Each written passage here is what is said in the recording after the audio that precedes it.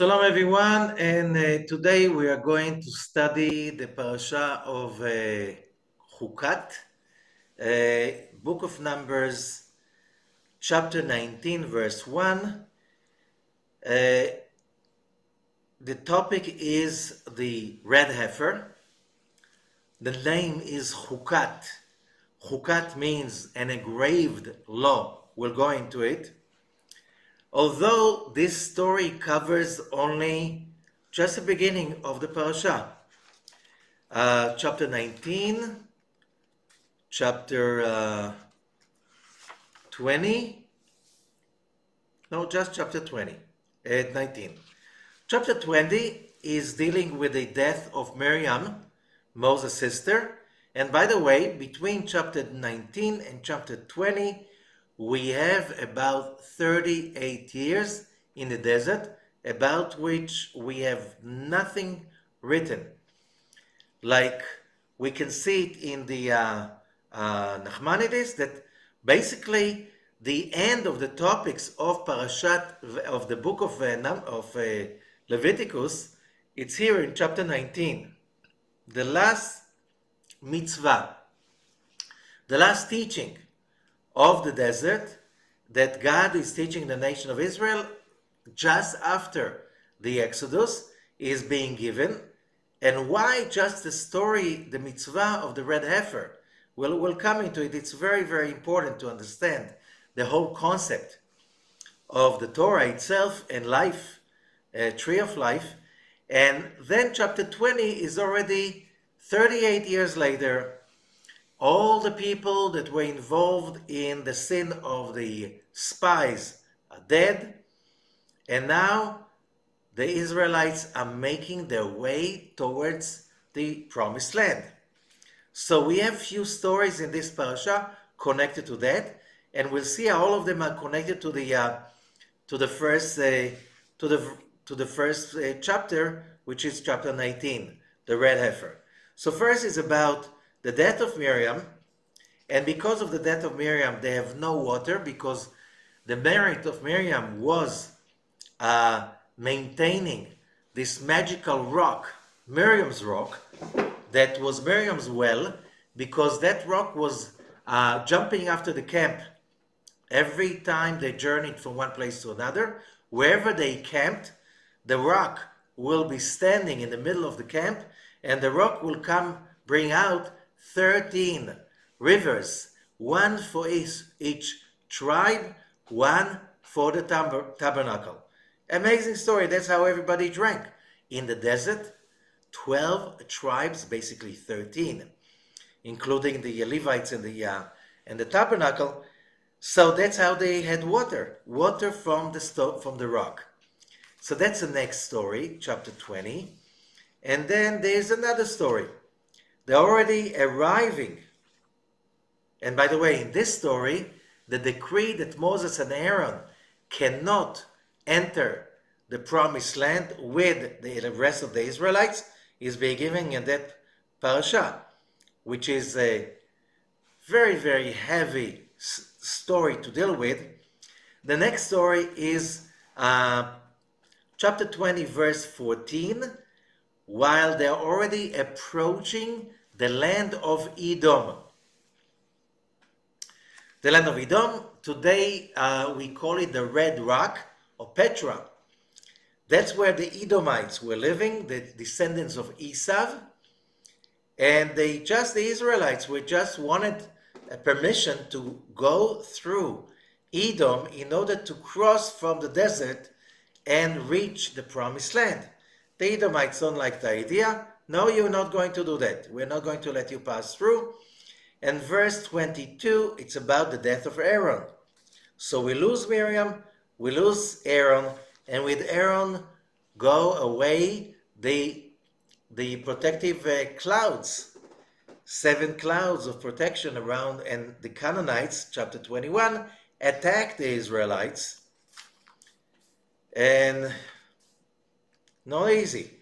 So, chapter 21, verse 4, after the burial of Aaron, they make a big detour around the land of Edom, and they're simply tired. Suddenly they're tired after 38 years in the desert, right? 40 years in the desert. So they were starting to complain. They were plagued by snakes. The snakes beat them. Many died. And then Moses, by the order of God, is making the copper serpent, which is till this day one of the major symbols of medicine. Okay? So this story is finished, and then we have another story.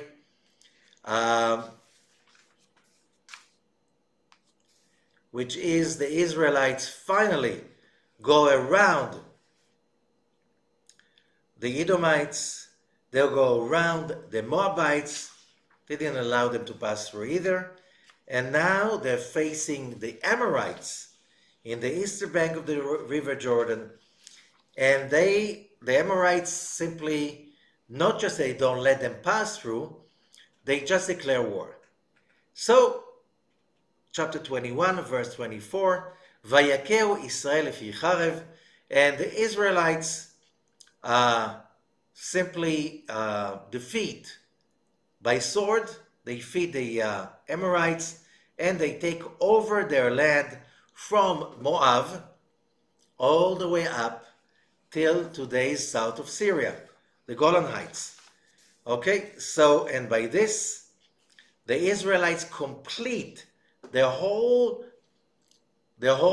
journey from the Sinai desert, in which they were since the Exodus, all the way crossing the area which is today the Kingdom of Jordan, and now they're camping, chapter 22, verse 1, and they traveled and they camped in the wilderness of Moab, across the river Jordan in front of Jericho.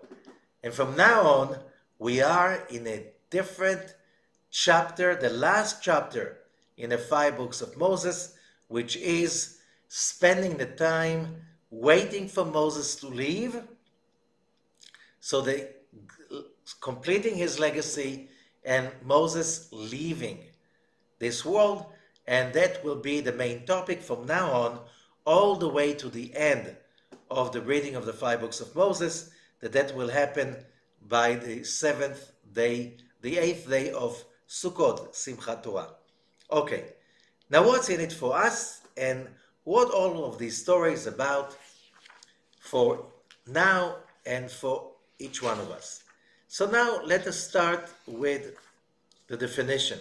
Parashat Ḥukat is always being read in adjacent, like proximity to the new moon of Tammuz, the month of Cancer. And right now we are on Sunday of Parshat Ḥukat in Israel, and it is after 5 p.m. So the new moon happened in Jerusalem just less than 2 hours ago. Okay, so here it is, the beginning of the month of Cancer, the month of Tammuz. And the month of Tammuz, we know Cancer is not just a name of a zodiac sign. The name Cancer is more famous as a name of one of the most terrible, frightening disease that we ever knew as humanity. And now the question is, what's the connection between the month of Cancer, the disease of cancer, and the fact that Parshat Ḥukat is dealing mostly with the concept of health and healing, and the same will be with the future parashot, which is Ḥukat. Next week will be Balak, then Pinchas, then Matot Mas'ei. The whole month in front of us is dealing very much with the whole concept of health and healing. Why is it like this? We just had a little example with the copper snake, which is still today a symbol of health and healing and the whole profession of pharmacology. And now we'll start with the red heifer, which is also the whole concept of vaccination and the immune system. How? So let us say start reading the Zohar and seeing how and how deep is that issue of Parshat Ḥukat for us to understand. Now, first of all, we'll read from the Torah, and it is the words the way it's being written. So, chapter 19, verse 1, the beginning of Parshat Ḥukat, וידבר אדוני עם משה ולאהרון לאמור. And God speaks to Moses and Aaron, saying as follows. Verse 2, זאת חוקת התורה. Now, when you read the Zohar, it's very hard to translate because you need to make a big explanation. But Zot, this is Ḥukat. Ḥukat means chok. Chok means a law, but it's like more like constitutional law because the source of the word Ḥukah is from chakak, to engrave, which means when you say that this law is carved in stone, it means this law is impossible to be changed. So when it says that this is the Ḥukah of the Torah, there's something really very powerful about it. And Rashi, the great commentator, the greatest commentator of all of them, he's basically bringing all the commentaries before his time, and he lived in France at the end of the 11th century, beginning of the 12th century. And Rashi says, לפיכך כתב בחוקה,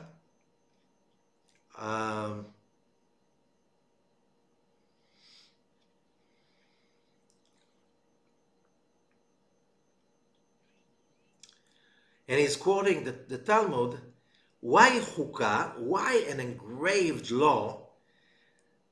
גזרה היא מלפני. It is a decree. God says, this is a decree.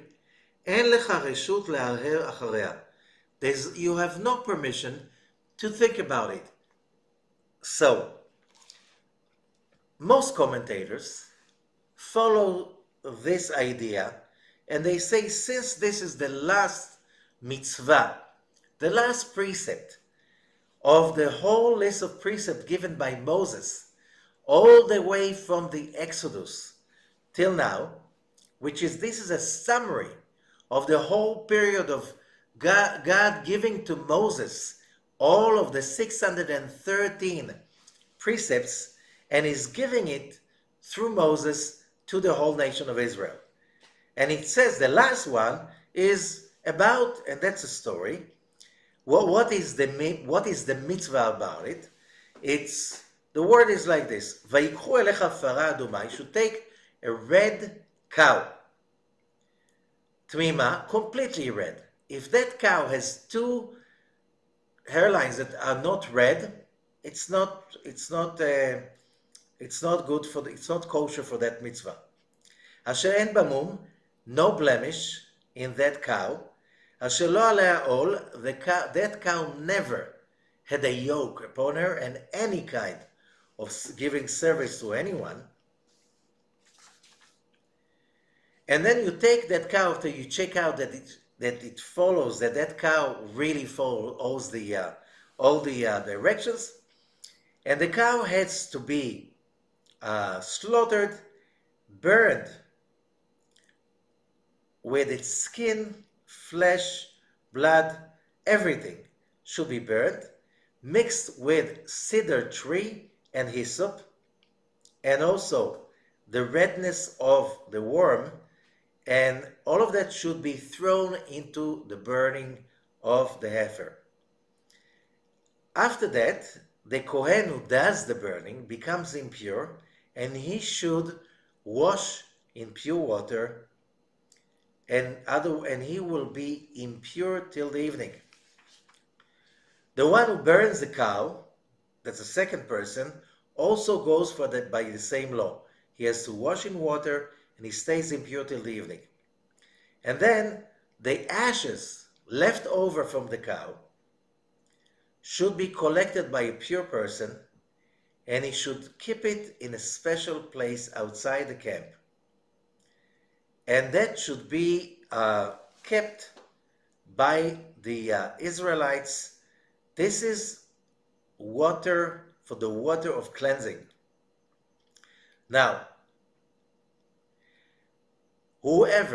any person who got impure because he touched a dead person, was in a room on one space with a dead person, a dead body, was in a cemetery and touched the grave of a dead person, there are some other rules for that, or touched somebody who touched what I just said before, you get this impurity of a dead body. The impurity of a dead body, the only way to cleanse it is using the ashes of the red heifer. How do you cleanse? The Kohen is using ashes of the red heifer, very little of it, in pure spring water, and this spring water should be applied on the person who wants to be purified, and it's a process of 7 days for the purification. This is the main ceremony during the temple times, because without the purification with the ashes of the red heifer, there's no way you can enter the vicinity of the temple itself. Doesn't matter if you're Kohen, Levi, or Israelite, and of course you cannot be involved in the temple work. That was a condition. So whoever went through the pilgrimage had to go through this procedure, otherwise you cannot enter the temple. And therefore, one of the major issues that most rabbis do not allow till today entering to the Temple Mount is because we don't have right now the ashes of the red heifer. We cannot purify ourselves, and therefore we are totally not allowed to enter the vicinity of where the ancient temple was standing. The temple of the first temple or the second temple is the same area. Okay, now how is that connected, as we said, to the month of Tammuz? How is that connected to healing? How is that basically the basic grounds of the secret of true health and the healing from any kind of a disease? For that, we need to delve deeply into it. Now, if we go to, let's say, as we said before, many rabbis till today, they love this week because they always quote the idea that what Rashi is saying, this is a gzera, this is a decree, and there's no way you're supposed to think about it. You simply have to do it because it says so, because the word of God is like carved in stone, and there's nothing for you to think about it. So that means that a good believer follows what is being told and don't even think about any explanations, because there are no explanations. You're not supposed to look or wait for explanations. Okay? Now, if you read the great spiritual Kabbalistic commentators of the Torah, the first one is the Nachmanides, the Ramban, and the second is the Or HaChaim HaKadosh, the Rabbi Chaim Ben Attar. Both of them mention that it is very clear the meaning of the mitzvah of the red heifer. Why? They had access to the Zohar, and the Zohar explains exactly what's the meaning. So what's the big deal about the decree? What's the big deal about following without questioning? That is a real issue, and figuring out that issue can help us a lot in our journey for spirituality, for completing our tikkun, or simply becoming the happy person we're supposed to become. So let us start with the Zohar of Parshat Ḥukat, verse 1. וידבר השם משה ואל אהרון לאמור, זאת חוקת התורה, רבי יוסי פתח, וזאת התורה ששם משה לפני בני ישראל, תח הזה. מילין דאורייתא קדישין אינון, עילאין אינון, מתיקין אינון. כמה דכתיב הנחמדים מזהב ומפז רב, ומתוקים מדבש ומנופת צופים. מאן דשתדל באורייתא כאילו קיים כל יומה, על תורא דסיני וקביל אורייתא. הדר דכתיב, היום הזה נהיית לעם, והוא כמו חבריה. Translation into English. When you quote the beginning of the parasha, this is the engraved law of the Torah, okay? And Rabbi Yossi adds from the book of Numbers, chapter 4, Zot Torah, when this is a verse that is being recited in all synagogues around the world, when the Torah is being raised and people are looking at the letters of the Torah. Vezot Torah, this is the Torah, Asher Sam Moshe, that Moses put in front of the children of Israel. Come and see. The words of the Torah, they are holy, they are divine, they are sweet. As it says in the book of Psalms, chapter 19, the words of the Torah, they are precious from gold and from high quality gold, and they are sweeter than honey. Whoever is applying himself to the Torah, it's like he's standing daily on Mount Sinai and receives the Torah, which means when we study the Torah and apply it practically to everything we do daily, and you have to remember, if you follow the Torah, your mind cannot be empty of Torah 24/7. As you get up in the morning, the first thing is you have to be thankful. Modeh ani lefanecha, or modeh ani lefanecha. I'm thankful to you, the creator of the universe, that you trusted me, and therefore you gave me my soul all over again. What do you do now? Immediately, you know you're not supposed to touch, not yourself and not others, because your hands are impure. So you run as fast as possible to the next water and you wash your hands. Okay? Then you're busy preparing your body for the prayer. So you wash yourself, you dress yourself, and when everything is ready, preparing yourself for that, then you wash your hands again and you say the 18 morning blessing to connect your soul to your body. You finish that, then you do the morning prayer. As you finish the morning prayer, and by the way, as you dress up, there are ways you should dress up. It's all about dressing up in order to prepare yourself physically to be able to make the connection to God through the morning prayer. Then you go through the morning prayer, you finish the morning prayer, then you study. You don't want to study to start the day without studying. And then when you go into whatever business you're doing, you have to remember all the time there are rules, how to speak, how to do business honestly. There's no aspect of business life that the Torah is not covering, which means, and then you need to stop for a break and get a cup of coffee. So you have to make a blessing over the coffee, and if you take a cookie on the side, there's a blessing for the cookie. And there's a blessing after you ate the cookie.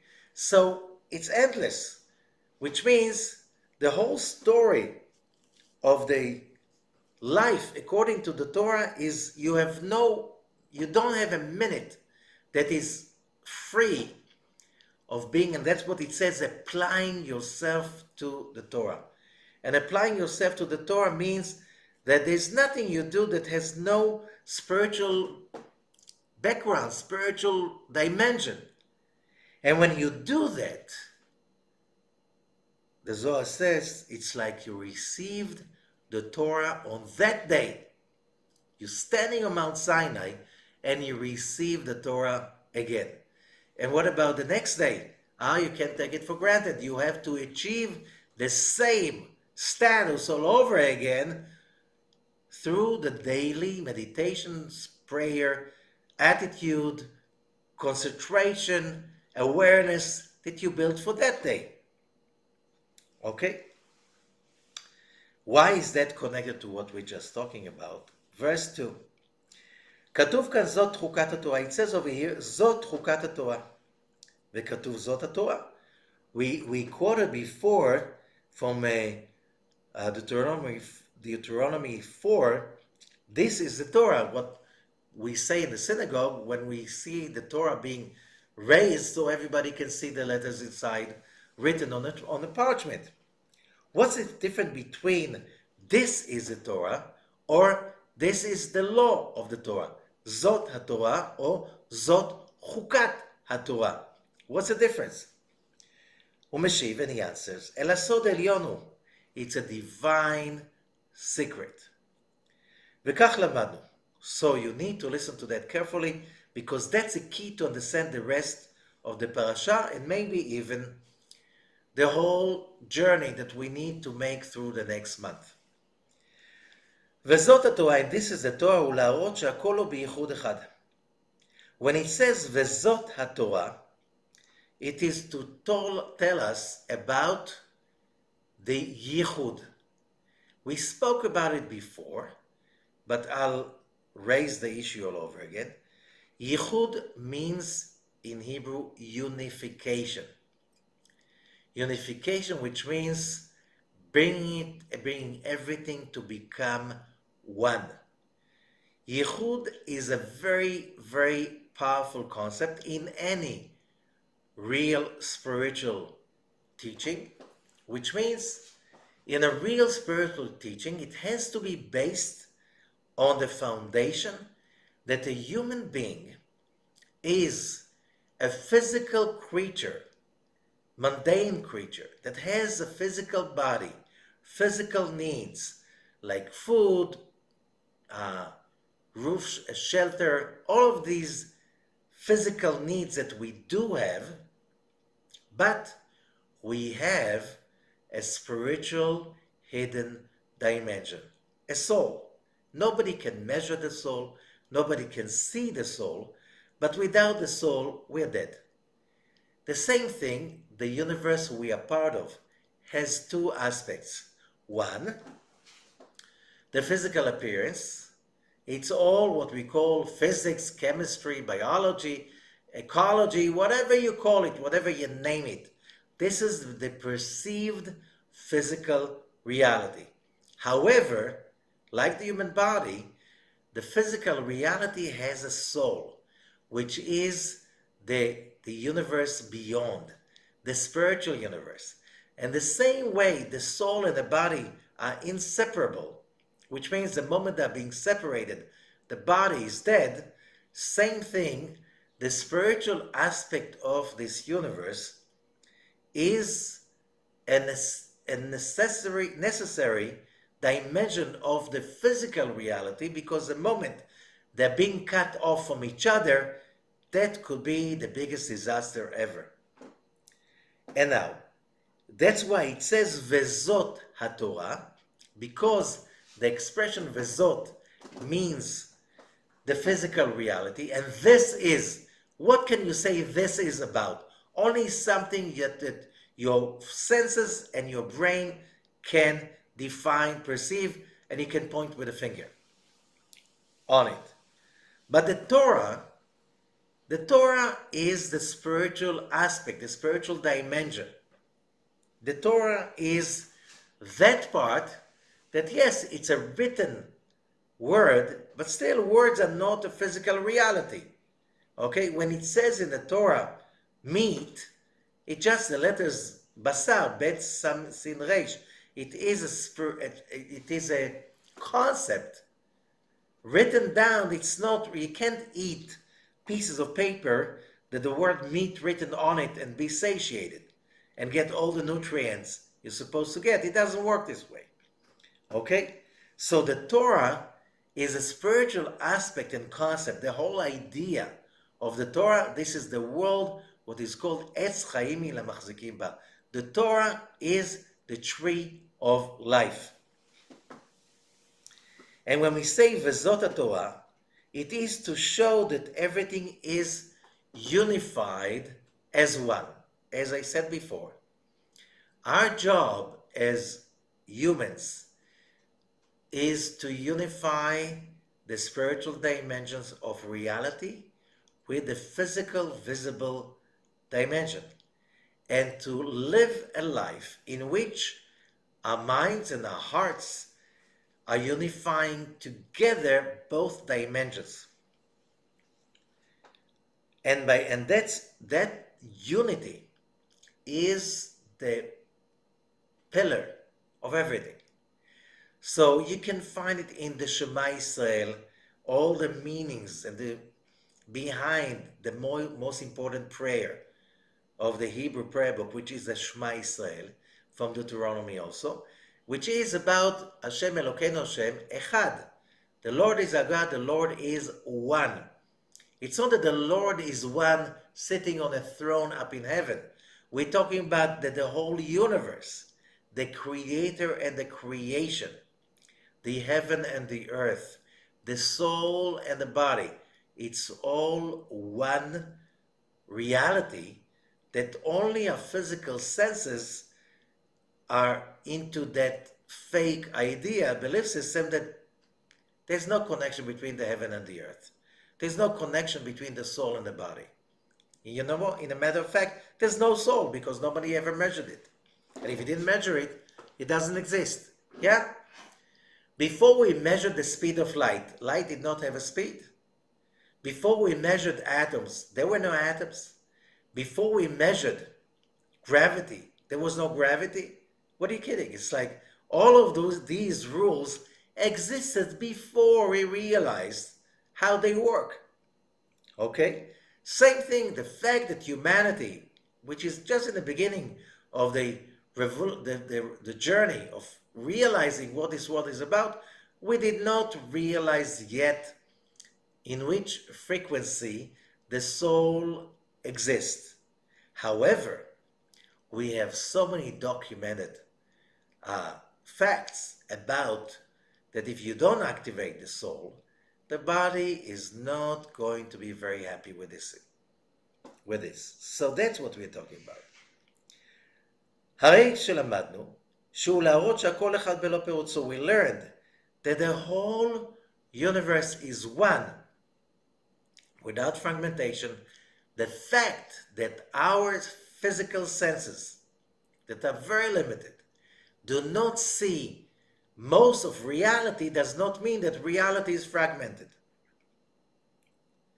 So when it says vezot, it is to include klal ufat yachad, because it says ve and, which the letter vav, the connecting vav, like it's in a way similar to the English A and D, and the connecting, and the word zot, when these two concepts are together, ve zot, it's about uniting the general and the particular, which means the general is the spiritual dimension, which is when you are in the spiritual dimension, it's very easy to see how everything is interconnected.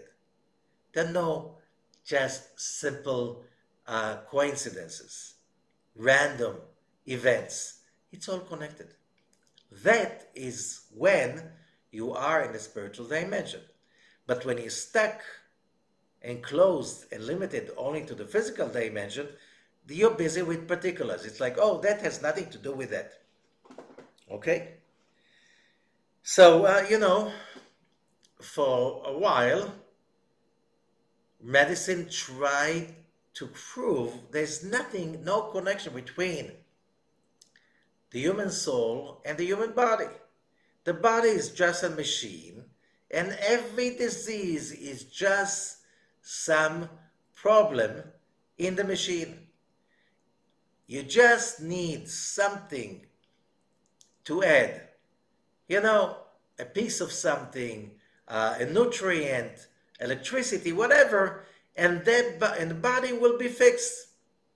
And everybody was so sure about it that you don't need the soul in this equation. It's all a myth. It's all fake. Nothing to do. The body is just a physical machine. The soul is nothing. It's just an ancient, imaginative idea that has nothing to do with science. And you know, science is becoming much more humble lately because science is starting to realize the limitations of all the basic belief systems of science. It's also belief systems. Just saying that there's no soul, that's a belief system. Okay? The same way that people have a belief system that there is a soul. Okay? It's just an assumption. There is or there isn't. Same way, more than 100 years ago, physical science was sure that we are at the end of the journey of finding all the rules of physics. And then, a few years later, we found the whole atomic physics and all the what's inside, which is a huge, huge, huge body of knowledge that just dwarfs everything we knew till then in science. And that always happens. So some scientists got a little bit of humility because of that, and some scientists continue with the same wrong way. Oh, whatever we know is precise and there's nothing but it. Okay, people say that you can't trust them for a lot of things. Why? Because being blind is a problem when you are sure that you're not blind. Okay? When you know that you're blind, okay, then you're very careful, you're humbled by that, and you're going finally to find the way. But if you are trying to be in total denial that you're blind, and you think that whatever your senses get is everything, and there's nothing but that, why? Because I never measured it, you're dangerous. To yourself, first to yourself, and then to others. So where is the word Ḥukat coming from? Why does that belong over here?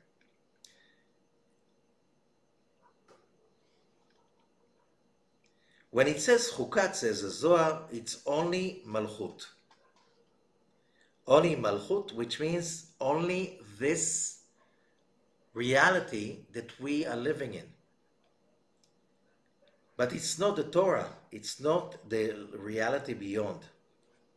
So, Gzerat Torah, when Rashi says this is a decree of the Torah, it means, that's what Rashi means, this is Malchut. This is the way we see that. However, the moment we look beyond in the bigger picture, we start to realize that the story is much more complicated. Still, there are meanings, there are answers, and we humans are supposed to learn the meanings and the answers. That's what the Torah is saying. How the Zohar is continuing that? And he says, because whenever you're connected just to the decree, whenever we are connected just to the mitzvah itself, the way the Torah expresses the mitzvah itself, what should be done, if you just look at it, that's the way it says so. Do not refer to any other piece of information. It's enough just to do what it says. Whenever you do that, says the Zohar, you are in danger, in a grave danger. Why? Because it says also in another place about the Levites, it says in the book of Numbers, chapter 4, this you should do and you will live. Which means, whenever you refer just to the physical dimension of life, of the mitzvah, the precept, the rules of the Torah. That's the way it's engraved, that stone in stone. These are the rules, that's what should be done. Okay? When you refer to that aspect only, and you think that you can live without it, without anything else, just, just obey, follow, and after 120, when you go upstairs, God will never have any complaint against you. Why? You did whatever you've been told to. Which is the biggest lie ever. Why? Kimi shoches, whoever is connected only to that aspect, which is called zot, which means just the physical aspect of the Torah, to the decree aspect, God said, and I should do it blindly. I should follow blindly. This is connected to Sam Hamavet. This is the poison of death. Im lo ya'areh bo sam ha'chaim, I'm reading verse 3 in the Zohar commentary. If you do not mix it with the elixir of life, the person will surely die. Al ken katuv, vezot asu lahem v'chayu. And therefore it says, and that they should do, and they will live. Which means they have to connect the tree of death, which is doing things just because it says so, with the tree of life, and that is called the unity, the unification. In Yihud Shalem, in the unification of Shalem, of completion. Dachar v'nokba bichlal echad, male and female in one general, in one inclusive rule. Zot bilvada belovav, just zot, the malchut, the physical appearance by itself, that's death. That is death. Okay. As we said, we're approaching the month of Tammuz, sign of Cancer. And the month of Tammuz, not by mistake, is related to the most of these issues that are basically the basic grounds for the development of a disease. First of all,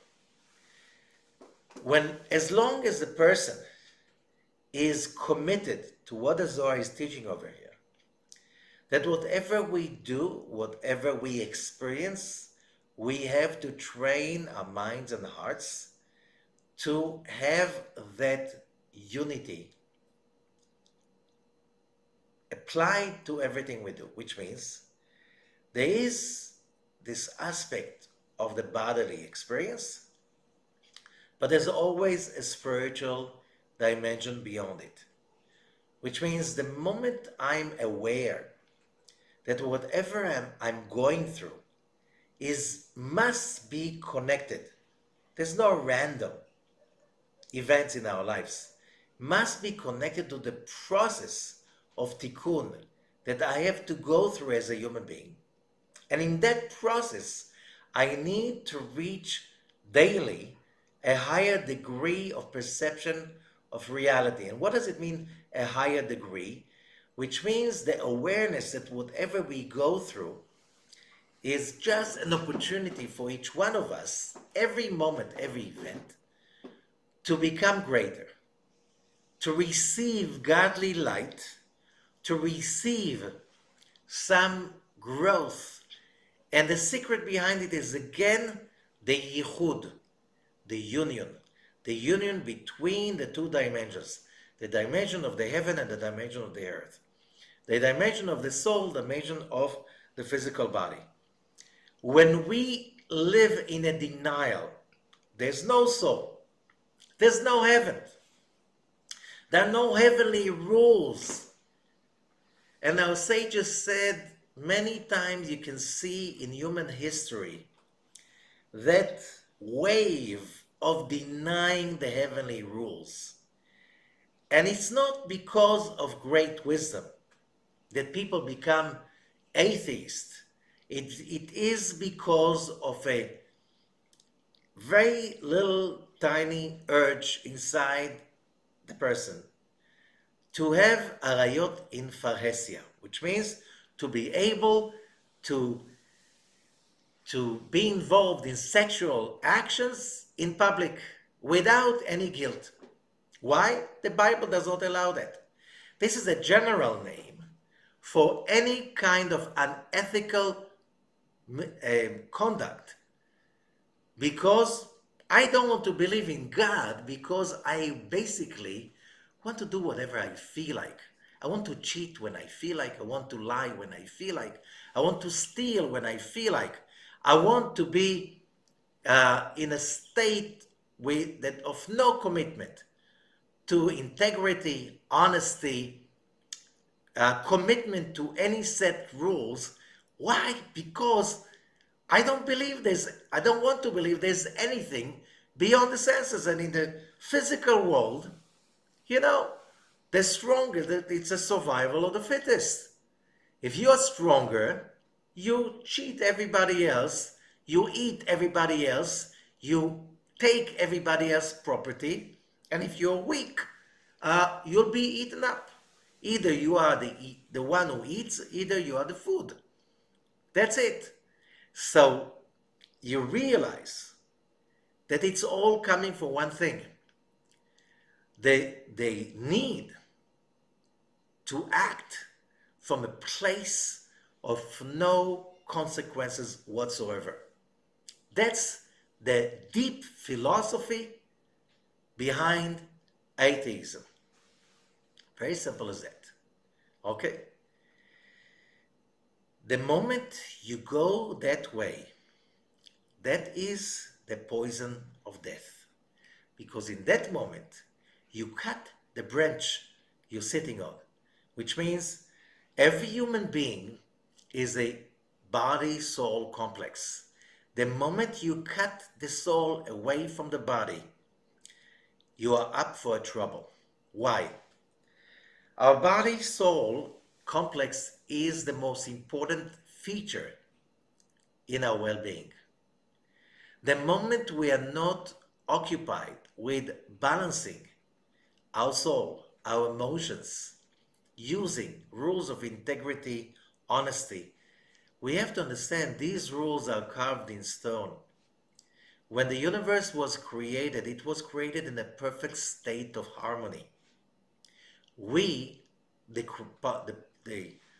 end part of the creation, human souls, because we were created in the image of God, because we had those aspects of God's features inside us, we had the need to create light out of darkness, to create sweet out of bitterness. We had the need to live in a world of fragmentation, in a broken world, in a world of conflicts, oxymorons, any kind of confusion and chaos possible. Why? Because, as the Ramchal, Rabbi Moses Chaim Luzzatto, explains brilliantly, he said, we were created so far away from God, so far away till we are disconnected from God, so we can have ownership over our reconnection to the Almighty and to His system. Therefore, the moment we deny ourselves from that journey, we cut off our body from the real dimension of our soul, which is like cutting off the brain from the physical body. The moment you cut it off, you cut all the nervous system from the brain to the rest of the body. That's misery. That's basically being paralyzed. That's basically you're not really alive. Okay? Can you imagine when you're cut off from your soul? So when you live in a materialistic world, that you're being brainwashed since you're baby to cut off any connection to anything of a spiritual dimension. The hunger, the thirst that is coming out, the imbalance that is being generated is so horrible that it brings to a massive disability of humans, which means the inability to achieve real simple happiness, the inability to create real balanced family life, balanced community life, balanced national life, the whole story of humanity. The moment you have no rules carved in stone, the moment you're living in a denial, you look around and you see in encyclopedias, research and so on, it's so obvious, trying to cut off the connection between the Torah, the rules of the Torah, the values of the Torah, all of Abrahamic monotheistic religions, to cut off the connection between that and the scientific revolution, that based on that humanity is experiencing this amazing golden age of technological advancement that basically on the physical realm is offering us longevity, freedom to access information, wisdom, travel, all of that stuff. But the moment you cut off from the wisdom that made all of that possible, you have to understand, Sir Isaac Newton, Leibniz, Paracelsus, all the great brains, Da Vinci, all the great brains that were behind the scientific revolution, they took their inspiration from the study of the Tanakh and the study of the Zohar. Without it, they say themselves, and you can Google on it, Kabbalah and Leibniz and Newton and stuff like this, you'll find so much research about it. That gave birth to the idea of those ideas of humanism and the human rights for happiness. But the moment you disconnect that and you say, no, I can have a great life without it. I don't need to speak honesty.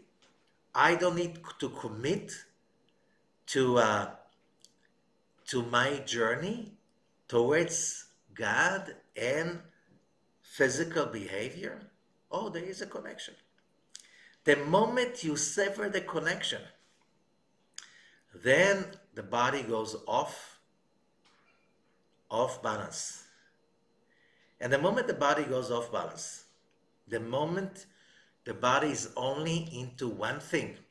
Now I feel hungry, so I'll eat. Now I feel like being angry, so I'll be angry. Now I'll feel depressed, so I'll be depressed. Now I feel like hating, I'll hate. Now I feel like, just name it. All the list of addictions that we are basically celebrating all the time. We think we're celebrating it. Why are we doing that? We're doing that because we think there's no law. There are no rules. And we're committed for nothing. I'm a free human being. What does it mean? I do what I feel like. And whatever I feel like is the truth for today, I'll do it. Tomorrow I feel something else. I'll have my own religion for tomorrow. And the next day I'll invent my own religion and my own rules by my own. That's poison. So this is the basic idea of Parshat Ḥukat, which means you want to achieve balance, you want to achieve spiritual health, and which is the basic ground for physical health. You have to recognize that the human body and the human soul are inseparable, that the human existence on any level, business, medicine, you just name it, you cannot disconnect it from the spiritual universe. They are all intertwined. However, it needs our own belief system, our own state of mind, our own awareness to always work. And that's what basically studying Torah is about. How to train our mind, our brain, always to see the spiritual in every aspect of physical action. From getting dressed up in the morning to doing business, having any kind of social relationships. It's all about realizing that we live at the same time in both dimensions, and we need to balance these dimensions. And if you don't have that base ground, you're looking for health, you're looking for balanced life, you're looking for healthy life, you're looking for happiness, you're looking for life with less depression, anger, more anger management, forget about it. That will never be achieved. So, how's the law of the red heifer is connected to it? And that's what the Zohar is saying. It's like, basically, the main thing in life is the fight between life and death. Okay? This is starting the moment we are born. And the last precept given in the desert it was not a mistake. It was the law of the red heifer. Now, if we understand the law of the red heifer, so you read it in the commentary of the Rambam, Nachmanides, and the Orach Chaim HaKadosh, Rabbi Chaim Ben Attar, both of them are saying this is very simple. The red heifer is all about judgments. Okay? What does it mean? Very simple. Whoever understands the language of the symbolism in the Torah, that the Zohar is explaining in such a very simple way. And it says, Zohar Parshat Ḥukat, verse 18 in the Sulam commentary. Parazo baletara, the cow is here in order to purify. Letaher et atmeim, to purify whoever are impure. שהיא מלכות המקבלת מן השמאל ומי לשמאל הוא שור. And the Zohar comes in and gives us very simple symbolism. In Ezekiel chapter 1, one of the most famous treasure of symbolism in the whole Bible is Ezekiel chapter 1. And here's the chariot of Ezekiel. And in the chariot you see the many symbolic words over there. But one of them is the four holy beasts. To the right is the lion. To the left is the ox. To the middle is the eagle. We're going to talk about it in Parshat Pinchas. But when we speak about to the left, what does it mean to the left is the ox? The ox is a symbol for left column judgment. Okay? You need judgment. But if you are using only judgment without mercy, without love, to balance the judgment will kill you. You know, people are very judgmental, very critical.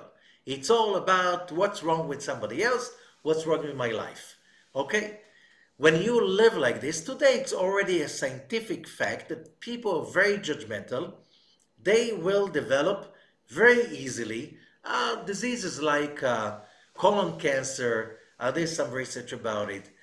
All kinds of heart diseases, which is inflammation, flame, fire, judgment. It's the same thing. Ox is a symbol. Fire element is the same thing for the ox symbol. Okay?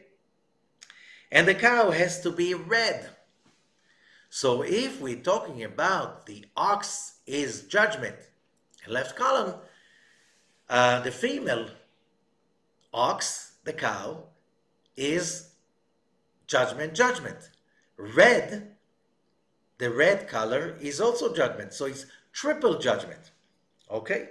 Now, if you're talking about a red cow that never carried a yoke or any service, which means this is just judgments. And also the word para, which both the Nachmanides and the Or HaChaim are mentioning. Whoever knows a little bit of Kabbalah knows that the word para, a young cow, okay, not in a calf, it cannot be a young cow, too young, because that's not, the word para is divided into par, par is 280, which is a general number for the judgments. It's again a symbolism for judgments. That's par, hey, para. The letter hey is 5 judgments. Okay, so this is like whoever knows a little bit Kabbalah, it's all written there. It's very simple. Well, so how do you create the vaccination against the most horrible judgment of them all, death? You take a red heifer, which is judgment, judgment, judgment, judgment, like by 4, by the power of 4, and you burn it with fire. And what did you create? You create what we call today vaccination. Do you know what's the meaning of the word vaccination? It's coming from the Latin word vaca, a cow. Because the first vaccination happened to be was made on cowpox against the Black Plague. Okay, so here we're talking about vaccination. The rule of vaccination means, why would somebody being exposed to death, to the power of death, okay, because somehow we allow the judgments to take over. That's what kills us. That is the power, the essence of death. And because we allow that to take over, then there's no balance. And the moment there's no spiritual balance, there won't be mental balance. And then the body will start to lose its physical balance till you will have a pathological disease. And that will be death. So how do you reverse death?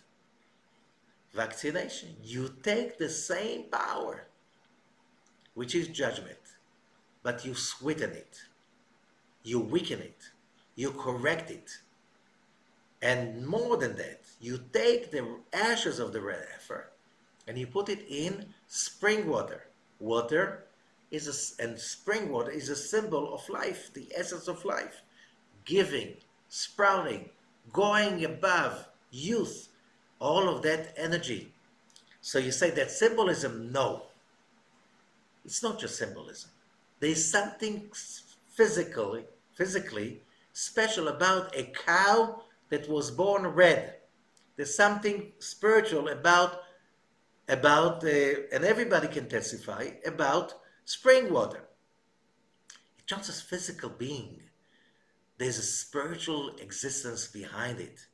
And that's what the Zohar is saying. The moment you deprive yourself from the spiritual aspect of your life, then don't complain all of these diseases. It's simply the essence of poison, death, and there's no real healing. So how do all the other stories relate over here? So we had the story of Miriam, and there's no water, and the people were fighting, they were anxious, what is number one cause of death today? Stress. Most of the major diseases of humanity are stress related. So here, there was no water, and after almost 40 years in the desert, people are still losing it. And not just that people lost it, Moses lost it.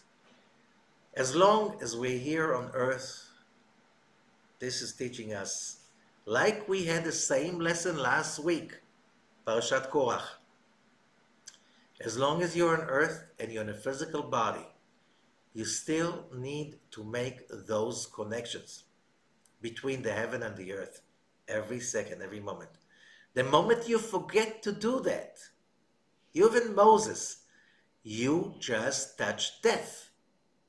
Because death descends to our bodies and our souls when we touch the uncertainty, when we touch the fear. You know, almost 40 years we had water. God took care of the water. Okay, he sent Miriam to be the agent for that.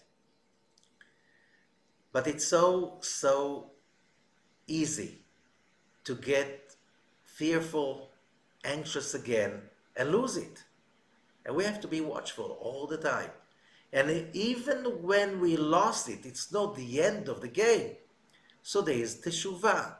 There is the healing process of going deep into ourselves and looking for the fear, for the disconnection, so we can reconnect ourselves to harmony, peace, tranquility, and trusting that the light of the Creator is surrounding all of us and is there just to feed us and nurture us and nourish us unconditionally. We just have to say yes, instead of jumping over the first fear and doubt and uncertainty and simply kill ourselves like that, because that's what kills us. So that's why Moses was even so anxious, and he was upset about the people. Like, with all of these miracles, you're upset again, and he didn't realize he fell. He stumbled at that moment to show us nobody's immune till the last day of your life. And then Aaron has to get out and to leave. Okay? And the people again into doubts. And again you have a fight external because you lose your inner faith, your inner tranquility and completion. So the road is getting longer and you have to go around the land of Edom. And we have to understand, why did Esau settle in Edom, the red rock? You know, Edom means in Hebrew red, the red rock. Petra is the red rock. Why? Because both Esau and Ishmael was the father of the Islamic nations, and Esau is the father of the Western nations. Okay, and they were also children of Abraham. But then both of them knew something very critical. Whoever will inherit the land must have a payment. What's the payment? 400 years slavery in Egypt. When Ishmael heard that, he went to Arabia. I don't want this and I don't want that. I don't want both. Why did he leave so easily? Why didn't he stay in the promised land of his father? He didn't want to pay the price. The same thing with Esau. He crossed the Dead Sea and settled in Edom. Why? He didn't want to pay the price either. So when the Israelites are coming from the Arabian desert and are coming up to enter from the east, and they're asking Edom, give us a way, let us go through. He says, no way. Why Moses is asking Edom? It's very simple. You gave up on the promised land and you settled in Edom, at least let us go through in a shorter way. No. I don't want to have anything to do with that. So I had to go around. Terrible. Not terrible. What was the result? They were attacked by the Amorites, and so they took over the Amorite land. The Amorite land is something, it's what is today Jordan, but it's east of the top of the Red Sea of today, the Dead Sea of today, all the way to the Golan Heights of today. So that was a big chunk that that was given to the Israelites, and later on became the land of the tribes of Reuben, Gad, and half of Manasseh. So nothing happened by coincidence, and it's all about one thing. We have a covenant, and as a covenant, that means that if we want to achieve healing, we have to be really focused on our spiritual journey, which is the unification of the heaven and the earth, the light of God and our physical actions. And the more we are applying ourselves to that, we will finally achieve health and a complete, tranquil life. That's also the story of the snakes. The copper snake, again, they were upset. Because of being upset, they started to complain. They were angry. They forgot. That's why they had the plague of the snakes. So the snakes don't come just like this. So as germs and viruses. You know, same people being exposed to germs, bacteria, viruses, and so on. Not everybody is affected the same. Some people will never attach to the disease. Some people will just have it in a very easy mode, and some people will have a terrible, almost deadly or sometimes deadly. Same virus, same bacteria, same germs. How come? It's, do we allow that to take over our lives? So when it says they looked at this copper snake and they were saved, and the Talmud is saying, so the copper snake is what saved them? Or the fact that they looked at the copper snake and it reminded them to make the connection between the heaven and the earth, between the soul and the body, between the light of God and the creation. And when they did that, that's when they were healed. So here we have the red heifer. The symbol is vaccination of today. Here you have the copper snake, which is a whole branch of pharmacology that of today. These symbols are alive till today. It's all there written on the wall. We just need to open our eyes and see it. Wishing you all great week full of health and also a month full of health and healing. Thank you very much.